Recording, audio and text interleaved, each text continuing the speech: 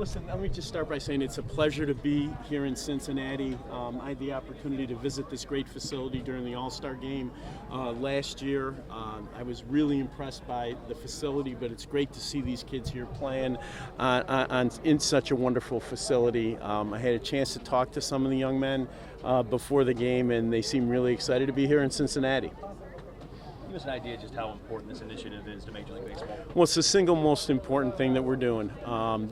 This is part of a larger initiative that we refer to as Play Ball, and it's directed at ensuring that baseball gets passed on to the next generation so that we have fans like we have today 20 years from now. It's about our future. From what you've seen being here today and what you've seen already from the players on MLBBuff.com, talk about the talent that you're seeing. Well, you know, it's really impressive. I think the kids can really play. Two great teams, some great athletes out there. You stand next to these kids, you know, you feel small. You got a lot of big young men that are playing the game, very athletic, and it's a great thing for our future. You've seen, I'm sure, other facilities at other organizations around the country. Is this unique? Is this different? How much is here in Cincinnati? Well, I'll tell you, we have 6 academies that are now open. We're really proud of all of them, but I'll tell you, there's none that's you could say is better than the one that's here in Cincinnati. The Reds, Procter & Gamble really have created a first-class facility. It's one that everybody in Major League Baseball can be proud of.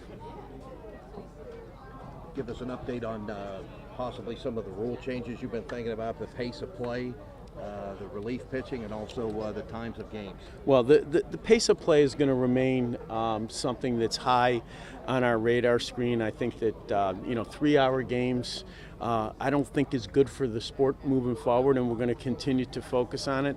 We're having an owners meeting next week in Houston, and we're going to talk a little bit about the way that the game has changed. The one thought that I think is important to bear in mind, people sometimes talk about leaving the game alone as opposed to making rule changes. I don't really think about it that way. The fact of the matter is the game has changed in terms of the way it's played, and the question is, are we going to manage it a little more closely to make sure that the product is as good as it can be on the field? You obviously had the ruling on Pete back in the winter, and you gave the Reds the opportunity to honor him in the best way they please. They did this summer when he entered the Hall of Fame. Did you see that as a good moment for baseball and the compromise? Yeah, I do think it's a good moment for baseball. The Reds were anxious to honor Pete. He was one of the great players in the game, and I felt that they should be allowed to do that. Those sort of ceremonial activities do not present the kind of threat to the game that day-to-day involvement with play on the field does. And I think when you have a penalty like was imposed upon Pete, you have to think about what that penalty is designed to accomplish and make sure you're not applying the penalty more broadly than it needs to be applied. You've got the Olympics going on right now. Would you like to see baseball, softball get back in? Yeah, I think baseball belongs on the Olympic program.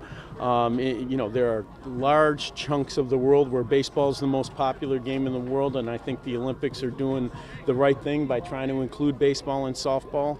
The logistics remain an issue that we're going to need to spend some time on in terms of the availability of players. We have some meetings set up with the Olympic people after Rio.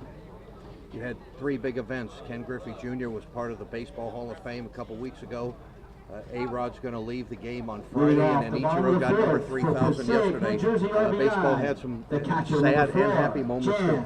Yeah, and a really great moment in Cooperstown. I think Ken Griffey and Mike Piazza were absolutely perfect inductees.